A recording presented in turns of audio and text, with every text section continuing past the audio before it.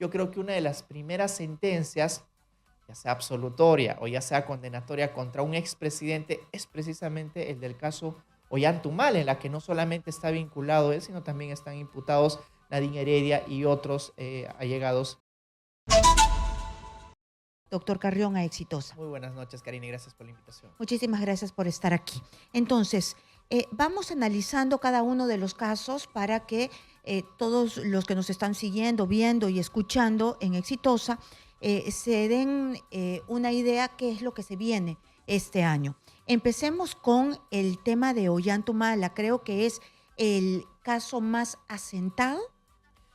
Yo diría que sí, Karina. Recordemos de que este caso ya tiene muchísimos meses de instalado, ¿verdad? Y ya se han llevado adelante múltiples audiencias en las que se han actuado tanto pruebas aportadas por la Fiscalía, así como también las pruebas aportadas por la defensa de cara a desvirtuar lo que han señalado incluso los testigos estrellas que fueron los empresarios vinculados a Odebrecht. Y un último testigo estrella que incluso en el último tramo se logró acoger a un procedimiento de colaboración eficaz que es Martín Belaunde. Él, recordemos que declaró en una primera instancia como coimputado, porque él estaba imputado también por estos hechos, pero al haberse aprobado ya su procedimiento de colaboración eficaz, la Fiscalía lo aportó como testigo. Y yo creo que en el último tramo de este juicio ha sido vital la declaración de Martín Belaunde, porque él ha descrito cómo eran los transportes de dineros de Venezuela, de Brasil también, pero digamos, desde mi perspectiva, si me pides hacer un análisis general, yo creo que la ruta del dinero de Venezuela es una ruta un poco débil, la que ha sustentado la Fiscalía, porque más allá de lo que señala Martín Belaunde, no existen elementos, al menos de lo que se ha desarrollado hasta ahora en el juicio, que puedan amparar esa versión. Es más, cuando en el juicio a él le preguntaron si es que habían otras personas que habían presenciado, por ejemplo, la entrega de dineros o las coordinaciones con los grupos o diplomáticos venezolanos, lamentablemente él dijo que no, con lo cual estamos enfrentando a la palabra de Martín Belaunde. Pero yo creo que la imputación respecto a Brasil sí está más fortificada, yo creo que tiene mayor sustento, no solamente porque las declaraciones de los brasileños han sido incorporadas al juicio.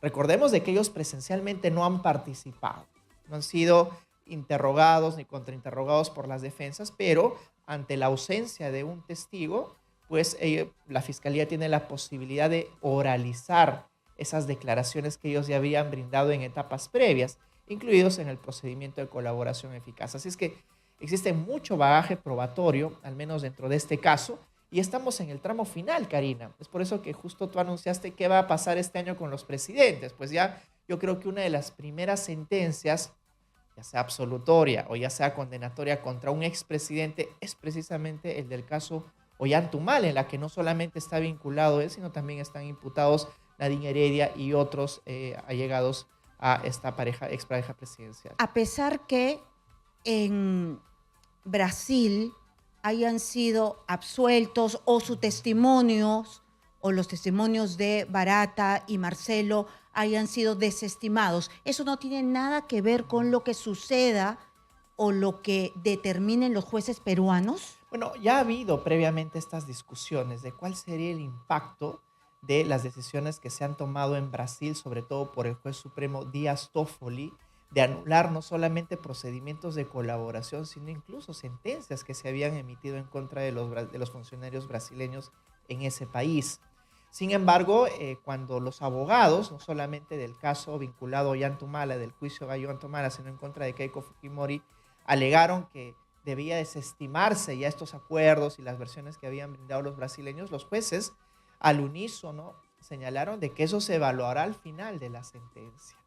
Es decir, que las decisiones que han tomado los jueces brasileños, en este caso especialmente Díaz Toffoli, pues servirán competencialmente para generar una consecuencia jurídica en Brasil, pero que los jueces en nuestro país también son autónomos de cara a evaluar si es que las pruebas que la Fiscalía ha aportado al juicio tienen el valor suficiente o no para que sean incorporados eventualmente en una sentencia condenatoria. Ollantaytamala, Nadine Heredia van a generar precedente.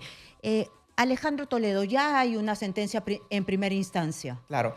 Hablaste sobre precedente y quisiera puntualizar algo. Por El favor. caso de Ollantaytamala y de Nadine Heredia realmente va a generar un precedente, Karina, porque son los jueces que participan en este mismo juicio, los que también van a eventualmente emitir una decisión en el caso de Keiko Fujimori, con lo cual si aquí emiten una sentencia condenatoria y asumen la tesis de que estos aportes de financiamientos ilícitos a campaña también pueden ser pasibles de imputarse por el delito de lavado de activos y los terminan condenados por lavado de activos, pues entonces el caso de Keiko Fujimori va a tener que seguir el mismo derrotero. Por eso es importante lo que tú acabas de señalar. Va a generar un precedente incluso para el caso de Keiko Fujimori. Alejandro Toledo, él tiene ya una sentencia en primera instancia, pero todavía le faltan juicios, Sí, Ecoteva. claro que sí. El caso por el cual Alejandro Toledo ha sido condenado recientemente es el caso de los tramos 2 y 3 de la carretera interoceánica, porque supuestamente él habría brindado información privilegiada a aquellos a quienes han postulado de alguna manera para poder obtener este tipo de obras. Sin embargo, aquí lo que se tiene que señalar, como tú has dicho, es de que recién estamos en una sentencia en primera instancia, ¿no? Él está siendo investigado por múltiples delitos, cohecho, es decir, soborno, delitos de colusión, haberse coludido con las personas o con los empresarios, así como el delito de lavado de activos. Y ahí viene Ecoteva. Este caso es un caso distinto al del Ecoteva. El de Ecoteva es un caso que recién va a comenzar y que es altamente probable incluso que se pueda imponer una sentencia condenatoria y que siga el mismo derrotero de esta primigenia sentencia que se le ha impuesto, porque en el caso de Ecoteva incluso yo creo que existen mayores pruebas o abundantes pruebas de que el dinero ilícito que se le habría pagado a Alejandro Toledo al coludirse con los empresarios y favorecer a los brasileños, habría seguido una ruta muy bien identificable que luego habría procedido de las cuentas de Joseph Maiman, recordamos, Abraham Danón, que también está imputado, y que finalmente eso a través de su suegra habría servido para, por ejemplo, pagar la casa de Camacho. Entonces, hay una ruta muy bien trazada por parte de la Fiscalía, claro, que se ha servido también en estos testigos protagónicos de esta trazabilidad del dinero, que yo auguro que también en este caso, viendo el precedente de la interoceánica, podría meritar la imposición de una sentencia condenatoria. De hecho, hay un tema importante. El Toledo tiene 78 años. Y la pregunta que también deberíamos de formularnos, Karine, es si el Congreso de la República acaba de emitir una norma en la que señala que los mayores de 80 años deben de cumplir la pena con una comparecencia con restricciones o con una detención domiciliaria, y Toledo tiene 78 años, así le impongan otra condena por el caso de Ecoteva y otras más que está en curso, si es que sigue permaneciendo la norma, él podría cumplir el resto de la pena con comparecencia o también con una detención domiciliaria.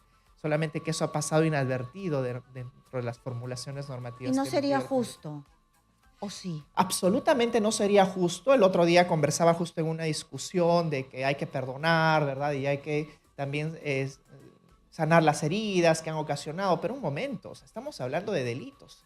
Y si uno va y compara, por ejemplo, en Alemania, Karina, hay personas de 105, 110 años cumpliendo cadenas por delitos graves como son los de lesa humanidad que han acaecido en el marco de la Segunda Guerra Mundial. Entonces, hay que ver, y ahí yo me remito siempre a Kant, el hecho de que también una pena implica un delito implica una retribución de una pena en algún momento para que también se pueda establecer un ejemplo a la propia sociedad.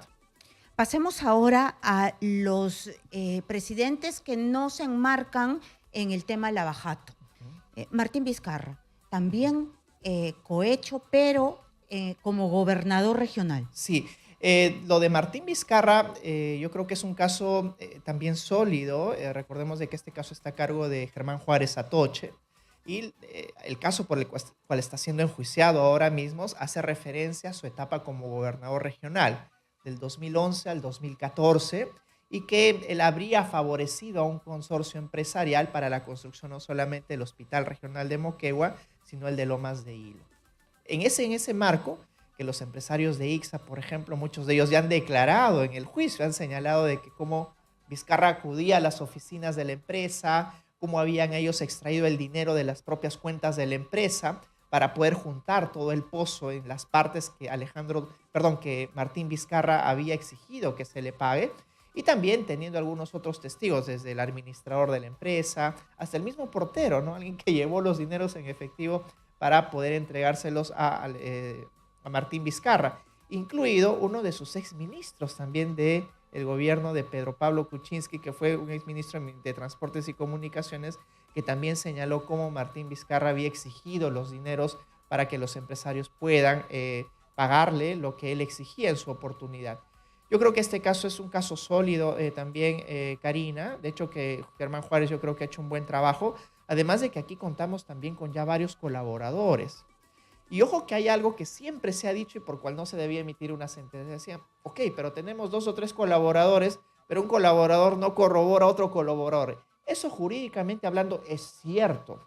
Uno no puede armar un caso juntando a 5 personas y que puedan vertir una sola versión ante el juez.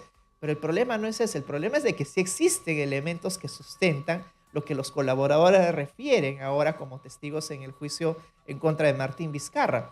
Por ejemplo, cómo sacaron el dinero de los bancos, Los WhatsApps. los WhatsApps de conversaciones, de exigencia por parte de Martín Vizcarra, cómo se contactó él con los empresarios, qué rol jugó este exministro que lo contactaba y le dio el encargo de que pueda llegar a los empresarios. Es decir, existen no solamente colaboradores, no solamente testigos, Karina, sino evidencia documental, que es precisamente la etapa que ahora se va a desarrollar, porque hemos estado, en el caso de Martín Vizcarra, en la etapa de testigos. Es por eso que las críticas, digamos, a la estrategia del caso de la Fiscalía eran asiduas. Sin embargo, ahora es donde más bien comienzan ya los documentos, las pruebas que sustenten la versión que los testigos han llevado a juicio. Tienen que esperar un poquito. Claro y que ahora sí. el tema de Pedro Castillo.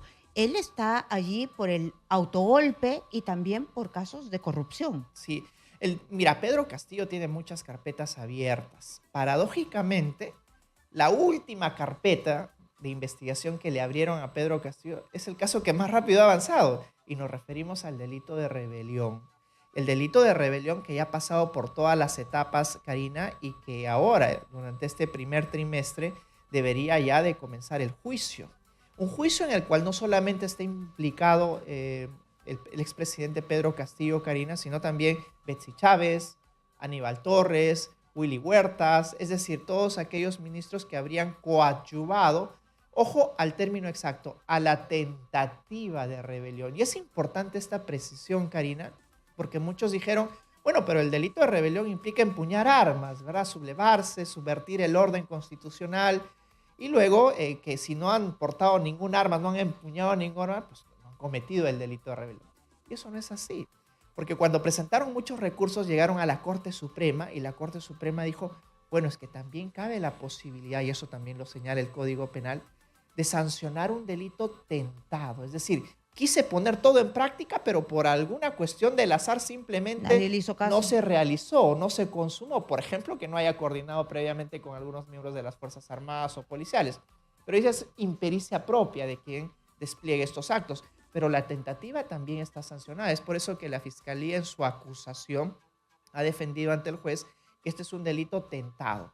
Van a tener que ahora ser los jueces quienes evalúen precisamente si es que acoge la hipótesis de la Fiscalía.